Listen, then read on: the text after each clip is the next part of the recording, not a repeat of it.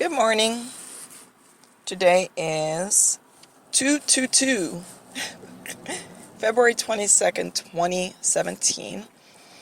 And I hope you all are well this morning. Excuse me. So sorry.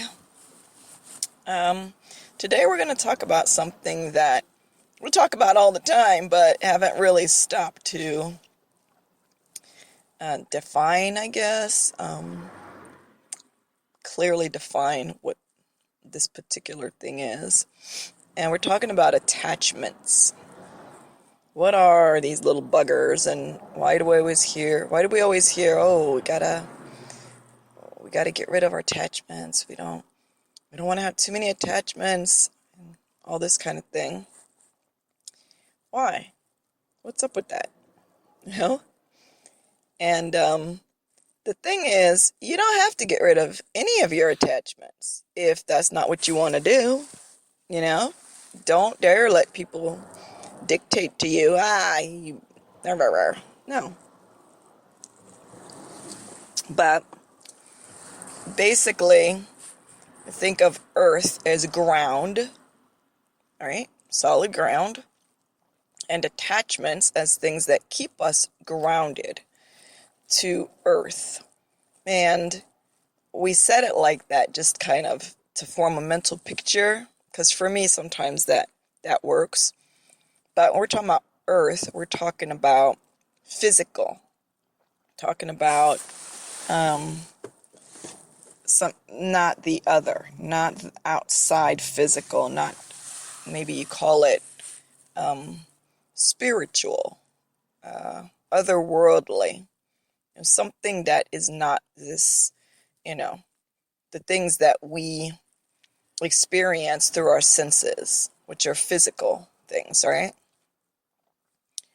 So when we're talking about attachments, we're talking about those things that keep us grounded, keep us attached to this, not just this place, like, oh, this planet Earth, but to the ways of this place right now as they stand.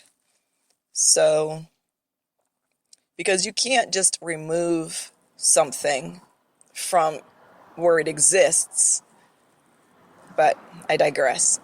Anyway, so if we're the kind of people that, just like, hey, you know what?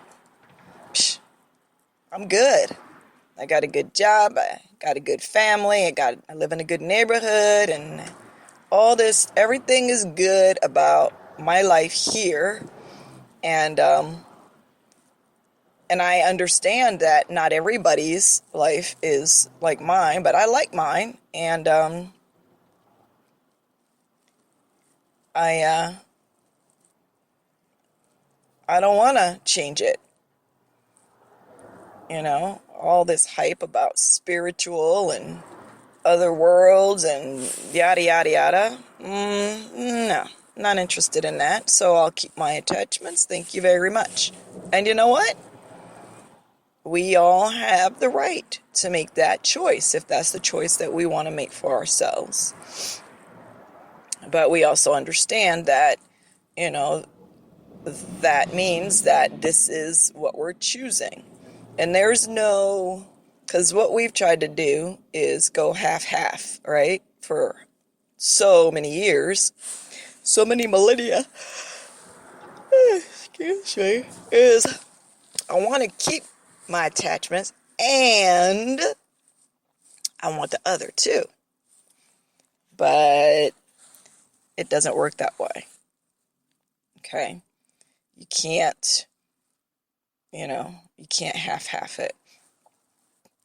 But that's what a lot of people try to do, and that's why people are so discombobulated, because you're trying to be on both sides of the fence at once.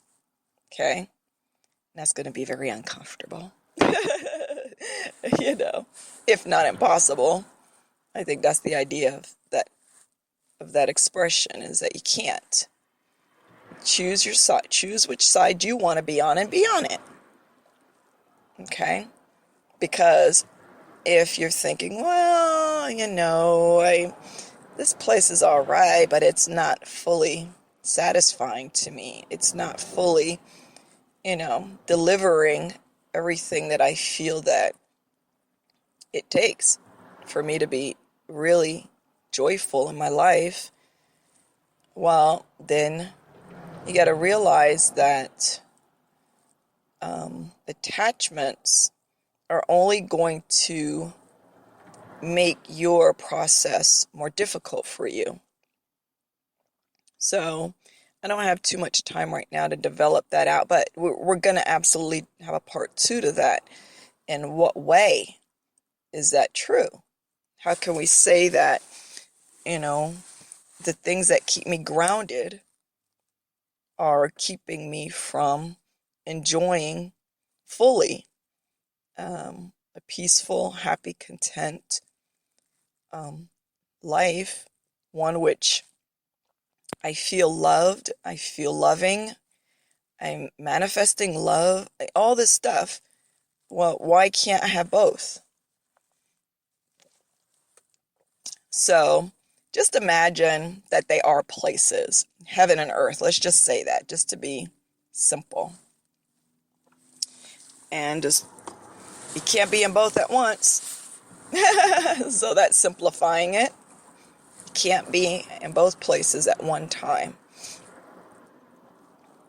And so now the question is, okay, so you're saying that a person who is standing in front of me can be in heaven? Yes. Yes. In fact, all of those around the world and over the spans of time here, those people who have been able to experience life in the other were existing in the other. Now, again, it's really hard to put this in words because just imagine, I'm going to try and really make this simple. Like, have you ever talked to a person and you're talking and they are not there with you? They're not listening. They're doing the mechanical nodding of the head and the periodical, oh yeah, oh really, oh wow, right? But you can see it in their eyes. They're so far away. They're there in the room with you, but they're not there in the room with you. So just kind of use that as a way of kind of understanding how a person can physically exist in this place, in the body, but because those attachments, and by the way, we're not saying that whatever you were saying to the person is related to attachments. That was just its own illustration. But we can say that a person who has let go of many, many, many of those attachments, they've checked out of this place, really. And that's why you have men like, Jesus Christ, and I believe it was Socrates and others who have been who have given up the existence in this physical place because they had all but checked out anyway, as far as striving for the things that people in this place mostly are striving after, and the goals and the achievements and what's, the attainments that people are working toward in this place. Those people have already begun to exist in the other. So, and there was no half with those. You didn't see these people like doing their thing, letting the light and the love shine through them, and then find them the next day like being a sorry ass and it really living an opposite life, or struggling and striving the next day for the things that the people, that most people are struggling and striving after, right? So attachments. Let's give some examples of attachments. I got a couple minutes left. So basically, the things that don't have anything to do with love. Real love. We're not talking about sentimentality.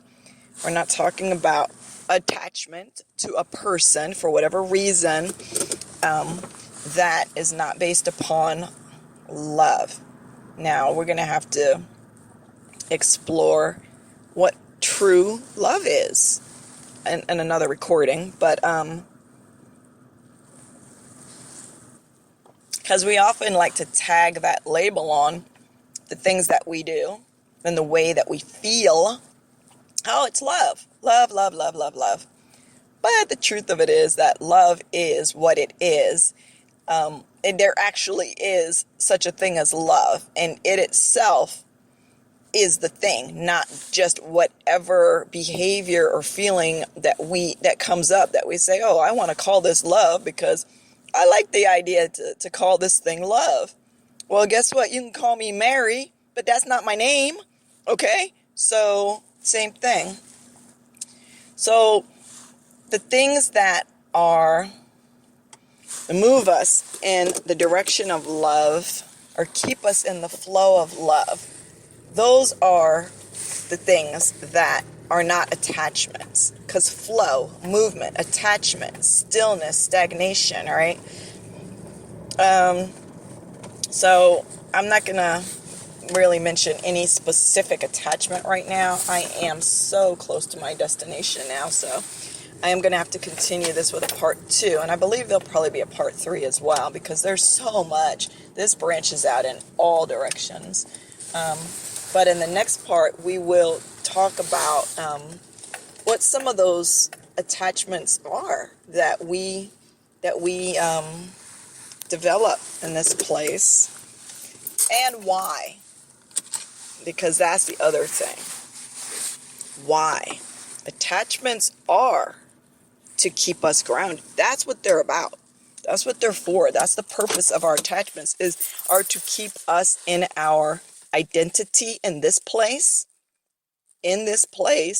and to just strengthen that idea of our identity in this place, and by the things that are attachments that we collect and assimilate into this identity that we've taken on here. So anyway, that was the intro to attachments, and like I say, we'll continue this further, but I'm here. So much love, guys. Bye.